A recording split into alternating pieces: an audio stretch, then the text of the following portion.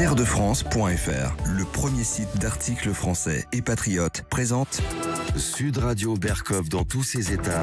Le fait du jour.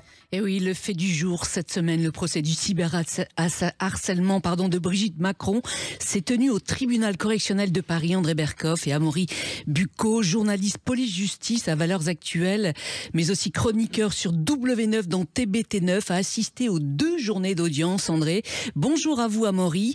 Alors, racontez-nous comment se sont déroulées ces 2 journées. Oui, surtout Amaury Bucco, bonjour. Bonjour André. Bonjour. Dites-moi, ce qui est étonnant quand même, c'est quelque chose. En fait, le chef d'accusation, c'est cyberharcèlement. C'est bien ça ? C'est ça. Ce n'est pas, en fait, on n'est pas là sur le terrain de la diffamation. C'est-à-dire que le tribunal n'a pas jugé si on avait le droit d'accuser Brigitte Macron d'être pédophile ou transsexuelle. Ce sont les accusations régulières qui reviennent sur les réseaux sociaux. Oui. Mais la question n'était pas cela. La question, c'était de savoir si les personnes qui étaient jugées ce jour-là, par leur comportement sur les réseaux sociaux en meute, en très grand nombre, ont dégradé les qualités de vie de Madame Brigitte Macron. Oui. Donc, c'était vraiment ça. Alors, il y avait 2 types de prévenus, en fait, Oui. dans le tribunal. Il y avait d'une part des gens pris au hasard par le parquet, qui bien sûr ne pouvait pas mettre tout le monde dans le tribunal. Donc des tout petits comptes, des gens qui, on le voit bien, ne comprenaient pas trop ce qu'ils faisaient là. Pour eux, ça a été un peu un traumatisme. Ils disaient, voilà, j'ai été interpellé à 6 heures du matin, perquisitionné pour quelques tweets. Ils ont l'impression qu'il y a une espèce de main de fer qui s'est abattue sur eux. Attendez, Amaury Bucco, ils étaient combien à être justement sur... En tout, oui, en tout. En tout, il y avait 10 prévenus, Oui. 6 qui étaient des petits comptes, des personnes lambda, des Oui. Français, j'allais dire, normaux, Oui. et 3 qui étaient des gros comptes, des personnes vraiment influentes, comme Zoé Sagan, Oui. vous savez, qui est le pseudonyme de Aurélien. Ou la fameuse, Aurélien Poisson, exactement. Voilà. La fameuse Zoé Sagan, qui avait fait beaucoup parler d'elle pendant quelques mois, voire quelques années. Oui. Voilà. Et puis, Oui. il y avait deux autres personnes avec Zoé Sagan, comme Natacha Ray, qui est également une influenceuse de cette théorie. Là, des personnes, si vous voulez, qui ont des gros comptes, très influents, et bien sûr, dont la responsabilité est beaucoup plus grande dans la propagation de cette rumeur, puisqu'ils ont énormément de personnes qui les suivent derrière eux et ils galvanisent, entre guillemets, les internautes avec eux. Donc, vous voyez, c'était assez différent, ces 2 types de populations. Et évidemment, ça se retrouve dans les réquisitions du parquet, qui a demandé des peines beaucoup plus lourdes pour les influenceurs, les 3 influenceurs dont je vous parlais, Oui. et en revanche, des peines plus petites pour toutes ces personnes lambda. Donc, ça va de quelques heures de travaux d'intérêt général à 5 mois de prison avec sursis. Il n'y a que des peines de prison avec sursis qui ont été demandées. Il n'y a pas, évidemment, de peine de prison ferme. Oui, mais alors, attendez, Amaury Bucco, il y a quelque chose, déjà, c'est très intéressant. Ce que vous dites, d'abord, cette espèce de différenciation, non pas de quantité, mais de qualité et d'ordre, entre des gens des petits comptes presque anonymes, on pourrait dire, hein, c'est ça? C'est ça. Voilà. Et alors, ce sont des gens qui rentraient chez eux le soir, c'est ce qu'ils ont expliqué. Oui. Qui se mettaient dans leur canapé. Oui. Et il y avait une forme d'exutoire sur les réseaux sociaux. C'est un peu ce que ce sont aussi les réseaux sociaux. Absolument. Et voilà, se lâchaient, quoi, vous voyez, mais qui l'ont fait quelques fois ou qui ont retweeté des tweets qui ont été énormément relayés. Mais ce sont, en fait, chacune de ces personnes était une petite goutte d'eau dans l'océan, j'allais dire, la déferlante. Oui, il y a eu des dizaines de milliers de commentaires sur cette histoire, hein, depuis 1 an, 2 ans. Oui. Mais alors, une chose à Amaury Bucco, quand même, je voudrais que vous éclaircissiez, parce qu'on ne comprend pas très bien, la plupart de ces commentaires, vous savez, vous avez suivi ça comme moi, tous sur les réseaux sociaux, c'était sur les âges, c'était sur est-ce que Brigitte Macron est vraiment Brigitte Macron ou pas, c'était tout cela, mais là on dit cyberharcèlement et pas du tout sur le fond de l'accusation, encore une fois, qu'on ne va pas du tout légitimer ou pas. C'était des messages quand même très violents, parce que certains ont été lus par le tribunal. C'est pas juste des questionnements, c'est la bite à Brigitte, c'était des trucs assez graveleux, violents. Ça c'est un point. Ensuite, vous avez raison, là c'est la question du cyberharcèlement, c'est-à-dire est-ce qu'on a le droit en meute de dire n'importe quoi, de porter des accusations assez graves sur quelqu'un sans que ça détériore ses conditions de vie. Ça, c'était la question. Mais pour tout vous dire sur le procès en diffamation qui peut avoir lieu, qui a déjà d'ailleurs eu lieu aussi contre une autre militante, Natacha Ray, qui était également là à l'audience. Oui. Le procès en diffamation en France ne vise pas à établir une vérité judiciaire. Si demain on vous attaque pour diffamation, le tribunal va essayer de comprendre si la personne qui vous accuse de quelque chose le dit avec bonne foi. Elle ne va pas chercher à déterminer si c'est forcément exact. Si c'est vrai ou pas, je comprends. C'est Natacha Ray qui est visée par une plainte en diffamation par Brigitte Macron. Brigitte Macron a gagné en première instance. Finalement, la Cour d'appel a donné raison à Natacha Ray, mais ça ne veut pas dire que Brigitte Macron est un transsexuel. Ça veut seulement dire que la Cour d'appel a estimé que Natacha Ray, de bonne foi, avait démontré sa théorie. D'accord, la question étant la bonne foi, mais là, vous dites simplement qu'il y a eu un tombereau d'injures, mais en tout cas, certaines injures qui ont été retenues, qui ont donc fait un harcèlement à l'égard de Brigitte Macron. Pour cela, il faut, c'est ce que dit le Code pénal, il faut qu'il y ait une détérioration de la vie de la personne visée. Alors, ce qui s'est passé, c'est que Brigitte Macron ne s'est pas rendue aux UMJ, les unités médico-judiciaires qui servent justement à évaluer le préjudice. Mais c'est sa fille, elle ne s'est pas d'ailleurs rendue non plus à l'audience pour expliquer en quoi sa vie avait été chamboulée par ces rumeurs. Oui. C'est sa fille, Tiffaine Auzière, qui a fait le déplacement, qui a parlé au nom de sa mère et qui, elle, a fait état du chamboulement. Elle a expliqué qu'en fait, sa mère, maintenant, dès qu'elle sortait pour des sorties officielles, dès qu'elle doit s'habiller, dès qu'elle a une posture, dès qu'elle va à l'étranger, elle sait qu'elle est scrutée, que chaque geste va avoir son importance, que ça va peut-être créer un nouveau raz-de-marée. Elle explique aussi que ses petits-enfants, donc les petits-enfants de Brigitte Macron qui sont au collège, entendent des bruits dans la cour de récréation, on leur dit mais ta grand-mère, c'est un homme, etc. C'est évidemment désagréable pour une grand-mère. Donc voilà, elle a essayé de montrer en quoi sa mère était profondément atteinte par ces accusations. Et en face, évidemment, toutes les personnes qui étaient accusées, elles, ont fait valoir dans leur droit à la liberté d'expression, l'esprit Charlie, la satire, et puis vous avez même Aurélien Poisson, alias Zoé Sagan, qui lui, alors j'allais dire que c'était un peu grandiloquent et farfelu, mais lui, il disait que c'était une expérimentation artistique, qu'il avait créé une espèce d'intelligence artificielle, que c'était un personnage... un peu facile, ça, un peu facile. Hein. Enfin, bon. C'est un peu un moment de se défiler. Tout à fait. Mais alors, il y a quelque chose de bizarre. Deux choses. D'abord, comment ça a été apprécié le fait que ce soit une de ses filles, donc Tiffaine Auzière, qui vienne témoigner? Est-ce que ça a été bien ou mal reçu, cela, Amaury Bucco? Par le public, par les gens, par l'opinion qui était... Enfin, l'opinion restreinte que vous avez rencontrée. Alors, le public dans la salle, c'était assez fascinant. J'ai rarement vu ça dans une salle d'audience. Vous aviez d'un côté les journalistes et d'une autre partie les personnes, de nombreuses personnes qui sont venues en soutien aux personnes qui étaient jugées et qui partageaient ces théories sur Brigitte Macron et qui étaient vraiment venus en soutien. D'ailleurs, parfois, ils se sont même mis à applaudir après certaines déclarations des prévenus, alors que ça ne se fait pas dans une salle d'audience, mais voilà, on le sentait très militant. Et donc, vous avez vraiment cette séparation entre les deux assez dingue, qui est en fait, pour moi, le reflet de cette histoire. C'est-à-dire qu'on a d'un côté, pour ces personnes, on a d'un côté le système, avec l'Élysée, les journalistes, etc., qui font bloc, qui si vous voulez, mentiraient sur la nature réelle de Brigitte Macron, couvriraient le couple présidentiel. Et d'un autre côté, des citoyens qui se pensent éclairés, qui pensent devoir faire le travail eux-mêmes d'investigation pour faire éclater une vérité qui pour eux est très importante parce qu'ils estiment que cette théorie est le reflet de ce que sont nos élites, c'est-à-dire des dégénérés, décadents, qui sont des pédophiles, des transsexuels. Qui couvrent effectivement le système et qui couvrent les privilégiés du système. En fait, c'est très intéressant, Maurice. Pour en revenir à Tiffaine Auzière, moi je trouve que sa position n'était pas facile parce qu'elle est venue parler au nom de sa mère. Elle n'est pas sa mère, donc déjà, c'est pas évident. Bien sûr. Moi, je peux comprendre que Brigitte Macron n'ait pas eu envie de venir. Je pense que le couple, Brigitte et Emmanuel Macron, sont très embêtés par cette histoire. Au départ, je pense qu'ils n'ont pas voulu donner d'importance en se disant que c'était farfelu. Et aujourd'hui, ça prend de telles proportions qu'ils sont obligés de réagir, d'où les procédures en cours.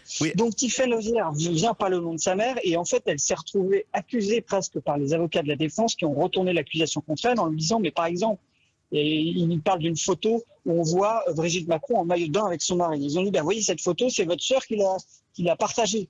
Donc finalement, c'est à cause de votre sœur, du fait qu'elle ait partagé cette photo, que qu'il y a des accusations, qu'on se pose des questions, etc. Donc elle, Tiffaine Auzière, en fait, a expliqué que non, sa sœur, elle avait juste donné une photo. Elle a raison.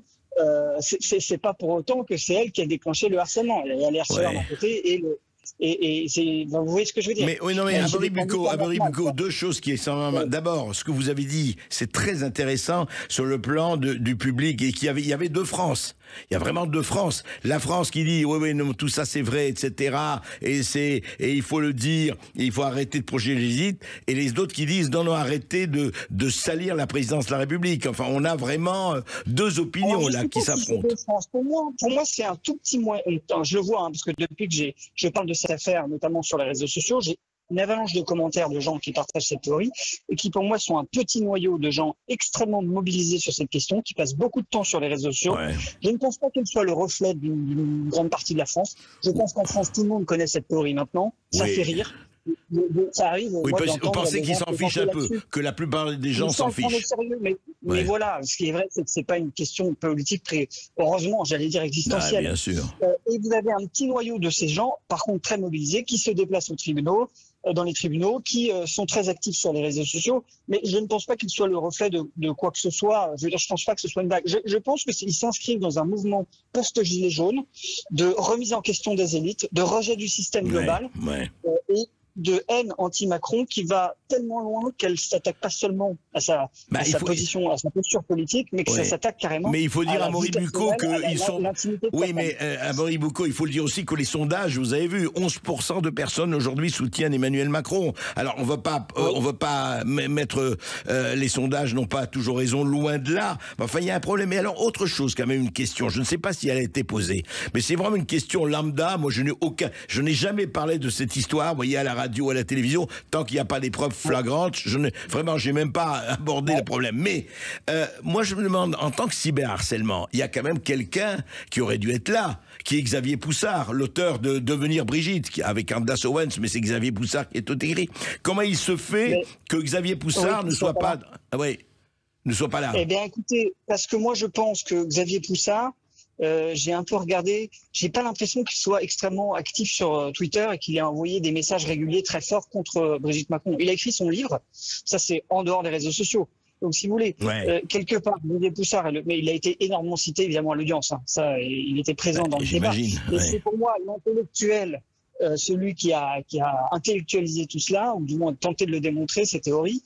Mais c'est pas le type qui était le plus actif sur les réseaux sociaux et qui a entraîné avec lui une vague, alors que Zoé Sagan, c'est vraiment un compte Twitter qui était hyper actif avant d'être fermé, exact. Tous les jours racontait des choses là-dessus et qui était là-dessus et qui a entraîné des gens avec lui dans son sillage de d'autres comptes Twitter.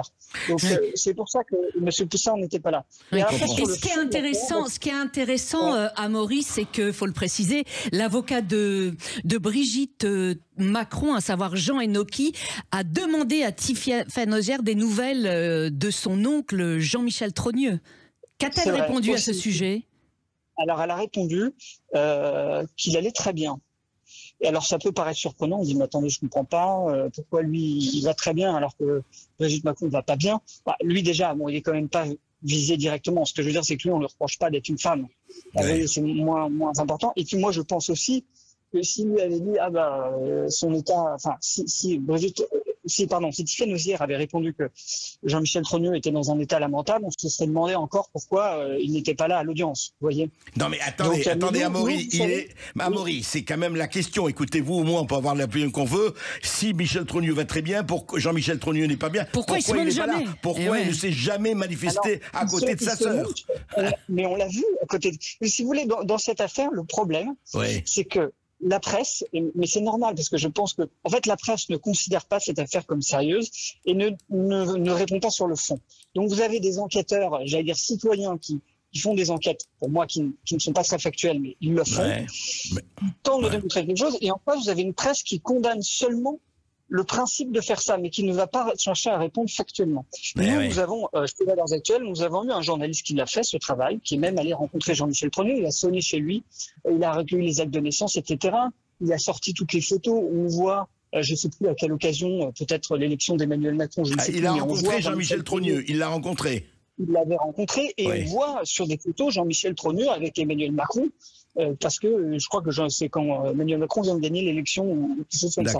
Donc, il y a des preuves de cela. Moi, pour moi, c'est une religion, cette théorie. Ouais. Et malheureusement, ces gens, même si Brigitte Macron faisait un test ADN, il dirait qu'il est faux, il trouverait toujours à dire. Je pense qu'ils ne veulent pas voir la vérité. Et notre journaliste qui avait fait cette contre-enquête pour montrer que ça ne tenait pas la route, qui avait vraiment des éléments factuels, avait tenté de contacter Natacha Ray même pour débattre avec elle. Elle n'avait jamais répondu. Donc je pense qu'ils sont dans une bulle, qu'ils ont envie de croire à cette théorie, que rien ne les fera changer d'avis. Et même moi, quand je vois que je critique cette théorie, ils n'acceptent pas qu'on critique leur théorie. Ils n'acceptent pas qu'on puisse remettre en cause leur théorie. Ouais. Donc il y a pour moi une espèce d'effet sectaire. Franchement, c'est le fond de la pensée. Mais écoutez, en tout cas, la chose est ouverte, effectivement. Mais moi, je crois qu'il y a quand même un problème. Et encore une fois, je vous dis, je n'ai jamais parlé de cela. Et tant qu'il n'y a pas, en tout cas, vous, on est quand même journaliste. Quand il n'y a pas des preuves absolument flagrantes et définitives, on va pas se prononcer là-dessus. Ce serait ridicule. Il n'empêche que moi, ce qui m'a frappé, il y a une chose quand même, c'est que, mais encore une fois, chacun réagit comme il veut. Mais le livre de Xavier Poussard, là, je vais au-delà du procès. Le livre de Xavier Poussard, qui est quand même que j'ai lu. Bon, et encore une fois, vous l'avez lu ou pas? Non, je ne l'ai pas lu. Bon, écoutez, la seule chose qu'on peut dire, il y a des trous dans la raquette, mais ça n'affirme rien, et je ne suis pas sorti convaincu que de telle ou de telle thèse. Ce qui est d'étonnant, c'est que quand même, c'est suffisamment fort pour que, c'est vrai que la question que je me pose, et moi en tant que journaliste, si j'avais une enquête à faire, pourquoi il n'y a pas eu une seule plainte contre Xavier Poussard et contre le livre? Je suis assez étonné. Alors on me dit, c'est pour pas faire de la pub, sauf que la pub, elle est là, on en parle de ce procès, etc. Surtout qu'il est l'un des premiers à avoir lancé l'affaire dans Faits et Documents, André. Moi, je vais vous répondre. Oui. Le problème, c'est le problème de la diffamation. Ouais. Je vous dis, Brigitte Macron a porté plainte contre Natacha Ray, qui est un équivalent de Poussard, de Xavier Poussard. Elle n'est pas sûre de gagner. Et si elle gagne pas, on va dire, Natacha Ray a raison. Donc, si elle va porter plainte pour diffamation contre toutes ces personnes et qu'elle elle perd, ça va renforcer les critiques contre elle. Par contre, il va y avoir un procès aux États-Unis. Alors, je ne me suis pas trop penché encore sur la question. Non, c'est vrai, on va voir. Parce que, contre Candace Owens sur cette question, justement, de la diffamation. Mais vous voyez ce que je veux dire, le problème de la diffamation, c'est que ça relève du droit de la presse, de la liberté d'expression, et ça ne va pas aller sur le fond du terrain. Enfin, la question, c'est pas de savoir si, oui ou non, Brigitte Macron est un homme ou une femme. Tout à fait. Question très ouverte, en tout cas. Je comprends de ne pas vouloir porter plainte.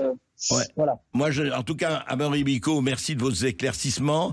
Mais c'est une question qui va continuer d'être posée et qui va jamais arrêter. Au fond, je pense que rien n'arrêtera cette rumeur. Vous voyez, même alors là, s'il y a des condamnations sévères, ce qui a été requis par le parquet, je pense qu'il va y avoir quand même des gens qui vont réfléchir à 2 fois avant de tweeter. Mais globalement, je pense qu'une rumeur comme ça, avec des personnes aussi convaincues, vous ne l'arrêtez pas. Je pense que c'est trop tard, c'est lancé et c'est parti, quoi. Écoutez, en tout cas, qui vivra verra. Merci Amaury Bicot. En tout cas, André Berkoff, Juan Branco, qui est l'avocat d'Aurélien Poisson-Atlan, dénonce vraiment le procès de la liberté d'expression, André. Oui, il dénonce le procès de la liberté d'expression. Effectivement, il n'est pas le seul. Moi, je vais vous dire, encore une fois, on ne va pas rester là-dessus 10 ans. Écoutez, encore une fois, laissons faire l'enquête, laissons faire les enquêtes et on va derrière. Moi, je refuse, en tout cas, personnellement, je vous dis, je n'en ai jamais parlé publiquement et je ne compte pas le faire. S'il y a des choses à dire à la gestion d'Emmanuel Macron, de Brigitte Macron, c'est sur le plan du job, c'est sur le plan de ce qu'il fait et de la gestion, et non pas sur le plan de la vie privée, mais que les questions se posent, oui, toute question peut être posée quand on est un personnage public, c'est clair. André Berkoff, on se retrouve dans un instant sur Sud Radio et on va parler de la précarité énergétique. Restez avec nous, on revient dans quelques instants.